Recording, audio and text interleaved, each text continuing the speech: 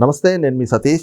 రఘురామకృష్ణరాజు గారి పైన custodial torture వ్యవహారంలో ఏదైతే ఆనాటి విచారణాధికారిగా వ్యవహరించినటువంటి విజయపాల్ అరెస్టు, మరి ఆయనకు సంబంధించినటువంటి రిమాండ్ రిపోర్ట్ కూడా ప్రస్తుతం సంచలనం రేకెత్తిస్తూ ఉంది. మరి A4గా ఉన్న విజయపాల్కే సుప్రీంకోర్టులో ఊరట లభించలేదంటే మరి నెక్స్ట్ వరుసలో ఉండబోయేది ఎవరు? జగన్మోహన్ రెడ్డి కూడా అరెస్ట్ అయ్యేటువంటి అవకాశాలు ఉన్నాయా? ఇదే అంశాలు మనతో విశ్లేషించేందుకు ప్రముఖ రాజకీయ విశ్లేషకులు వడ్స్మల్ శ్రీనివాసరావు గారు ఉన్నారు. సార్ నమస్తే. నమస్కారం సార్. ముఖ్యంగా రఘురామకృష్ణరాజు గారు మొదటి నుంచి కూడా అలుపెరగని పోరాటమే చేస్తూ ఉన్నారు. మరి ఆయన పైన జరిగినటువంటి దుర్మార్గమైనటువంటి చర్య, కస్టోడియల్ టార్చర్ అనేటువంటి దాంట్లో ఆనాటి విచారణాధికారి A4గా ఉన్నారు ఈ కేసులో. మరి ఆయనకే సుప్రీంకోర్టులో ఊరట లభించలేదు. ఆయన అరెస్ట్ చేశారు, ప్రస్తుతం రిమాండ్కి కూడా తరలించారు. మరి నెక్స్ట్ A1, A2, A3గా ఉన్న జగన్మోహన్ రెడ్డి, వీళ్ళ పరిస్థితులు ఎలా ఉండే అవకాశం ఉంది? ఇప్పుడు రఘురామకృష్ణరాజు గారి విషయంలో జగన్మోహన్ రెడ్డి పడుకున్న గుర్రం లేపి తెచ్చుకున్నాడండి. ఇప్పుడు ఆయన రఘురామకృష్ణరాజు గారు ఏం చేశారంటే, వైసీపీ ఎంపీగా ఉన్నప్పుడు జగన్మోహన్ రెడ్డి గారు తప్పుడు తడకల అసంబద్ధ ప్రజా వ్యతిరేక నిర్ణయాలు చేసుకున్నాడు. ఓ తప్పురో బాబు ఎన్నిని నువ్వు మార్చుకోకొద్దుగానే అందరూ జనం ఎలా చెప్పుకుంటున్నారో అని అందంగా ఆయన సలహాలు సూచనలు ఇచ్చాడు. ఇచ్చినప్పుడు అది మంచిగా చెడో చూసుకుని లేదులేండి అని వివరణ ఇచ్చి మనం బయట చెప్పక్కలేదు, సూటిగా ఎంతో మాట్లాడి లేదు ఇలా చేద్దాం కూడా మన పాలసీ ఎలా ఉందని చెప్పి కన్విన్స్ చేసుకోవచ్చు. వాళ్ళ పార్టీ ఎంపీఏ కాబట్టి, ఆ పార్టీ ఎంపీఏ కాబట్టి, లేదా మీరు దీని గురించి పెద్ద మాట్లాడకుండా దాని పాలసీ మ్యాటర్ అని చెప్పచ్చు. అది మానేసి మిగతా వాళ్ళ చేత తిట్టించాడు. ఇంకా ఆయనకి సిరాకు వచ్చి రోజు వాళ్ళని రేవెడతాం మొదలెట్టాడు. అలా చిలికి గాలివాన అయిపోయింది. ఈయన ఎప్పుడు కూడా అసభ్యతకి వెళ్ళలేదు, గీత దాటి మాట్లాడలేదు. సమస్య ఏముందో సమస్య గురించే మాట్లాడాడు. ప్రజల వాయిస్ వినిపించాడు, ప్రజల గొంతు వినిపించాడు. ఇక వాళ్ళు ఇక్కడ పీటర్ అయిపోయారు. నేను చంపేస్తాం, పొడి చేస్తాం, ఈ టైం మాట్లాడి కేసులు కట్టించి అలా రకరకాల నియోజకవర్గాలు రానివ్వకపోతే బెయిల్ రద్దు పిటిషన్ వేశాడు. సుప్రీంకోర్టు ఏం చెప్పింది? వెంటనే తేల్చమని చెప్పింది. మరి తేల్చకపోతే వాళ్ళు సిబిఐ వాళ్ళు ఇంట్లో పడుకుంటుంటే కేసు వేసాడు. తప్పే ఉంది. అది దాంతో ఇంకా లాభం లేదనుకుని ఈయన ఎత్తేసి కస్టోడియల్ టార్చర్ దుర్మార్గం. ఇక చంపేస్తాం చూసారా, చంపేయడానికే ప్లాన్ అది. ఆడెవడో ఎంత లాభం ఉన్నవాడిని తీసుకెళ్ళి కూర్చోబెట్టేశారంట ఆయన మీద ఆపరేషన్ చేసుకుని ఆయన మీద మంచం విరిగిపోయినాడు. ఆ బరువుకి దారుణం కొట్టారంట. నిజంగా ఆయన పాపం ఎక్కడా బిడి పడకుండా చెప్పేస్తున్నాడు. ఇప్పుడు ఆహాకారాలు చేసిన, ఆర్తనాదాలు చేశాను, చాలా దారుణంగా హింసించారు, పచ్చిబూతులు తిట్టారంట. అంతకన్నా జుగుప్సాకరమైన విషయాలు ఇక్కడ మాట్లాడుకోవటానికి లేకుండా ఉన్న విషయాలు చేశారు. అందులో విజయపాలు, సునీల్ కుమారు, జగన్మోహన్ రెడ్డి ఎన్ని పాత్ర అని చెప్పాడు. ఇతను కూడా కస్టడీలో ఉన్నట్టు చెప్పాడు. విజయపాల్ అరెస్ట్ అయిన తర్వాత ఇందులోంచి బయటికి ఇక అరెస్ట్ అవ్వకుండా ఉండడానికి విజయపాల్ తెలియదు, ఎప్పుడో జరిగింది, ఎప్పుడో జరిగితే వదిలేస్తారా?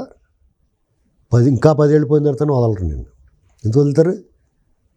నిన్ను ఎవడు చేయమన్నాడు? అలాగా నీకు సిగ్గుందా? అలానే బుద్ధి ఉందా? ఒక అధికారివి ఏం చూసి డబ్బులు ఆశించా, లేకపోతే మతమా, లేకపోతే కులమా, ఏంటి నీకేంటి బెనిఫిట్ అక్కడ? ఇతను తీసుకెళ్ళి ఒక ఎంపీని తీసుకెళ్ళి కొడతామంటే లోక్సభ స్పీకర్ కానీ, లోక్సభ మిగతా సభ్యులు కానీ దీని గురించి అసలు చర్యలే లేవు. లోక్సభలో పిలిపించిన వీళ్ళందరూ నాకు నిలబెట్టాలి వరుసగానే. ఆ రోజు ఉన్న పరిస్థితుల్లో చచ్చినట్టు ఏమి ఎవడ చేయకపోతే ఇంకేం చేయలేవు. ఇప్పుడు ఏం చేస్తారు? సుప్రీంకోర్టుకి వెళ్తే సుప్రీంకోర్టు చెప్పించి కొట్టింది, అసలు పని చూసుకోవాలి. A4కి అలాగే ఏంటంటే ఇంక A3, A2 ఎవరు డెఫినెట్గా వెళ్ళాలి, అరెస్ట్ అవ్వాలి వాళ్ళు.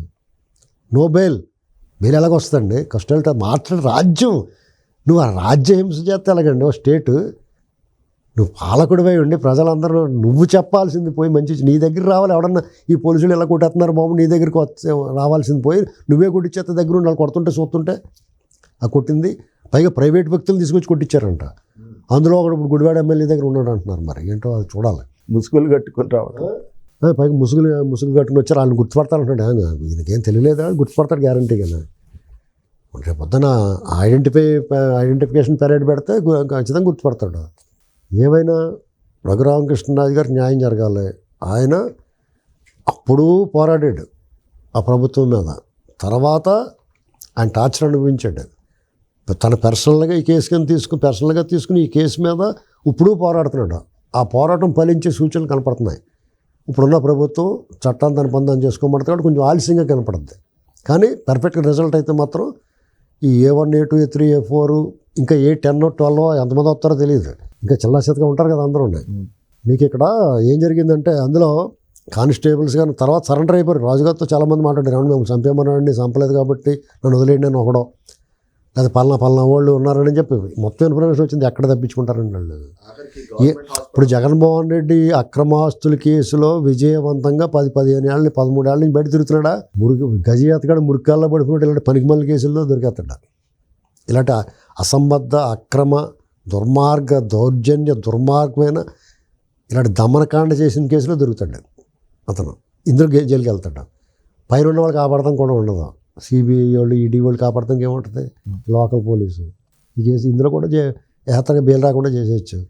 Attempt murder, 120B, breach of trust, ఇలా రకరకాలు ఉంటాయి. సైబర్ నేరం కూడా ఉండదు. కొట్టి చూసాడు కదా, గూగుల్ టేక్అవుట్ ద్వారా మొత్తం పంపించేద్ది. ఎక్కడ తప్పించుకుంటారండి వీళ్ళు? ఖచ్చితంగా ఈ విషయంలో రఘురామకృష్ణరాజు గారిని ఈ పోరాటాన్ని మనం అభినందించి తీరాలి. అనేక సార్లు చంపేయడం చూసారు. ఒకసారి ట్రైల్లో కూడా తగలెట్టేస్తాను చూసారండి. నేనున్నాను అప్పుడు. జూలై 4, 2022లో అల్లూరి సీతారామరాజు విగ్రహం అప్పుడు మేమంతా ట్రైన్కి బయలుదేరాం. మాకు అక్కడి నుంచి ఫోన్ వచ్చింది రాజుగారికి, బాబు మీరు రాకుండా అక్కడ సత్తెనపల్లి పిడిరాళ్ళలో మీ బొమ్మ తగలెట్టేస్తాను చూస్తున్నాను, మీ మీద దాడికి ట్రై చేస్తున్నారు అన్నారు. మాకు కిషన్ రెడ్డి గారు వస్తున్నారు కదా ట్రైన్లో అనుకున్నాం. కిషన్ రెడ్డి గారు రావట్లేదు నాకు ఆయన చెప్పాడు.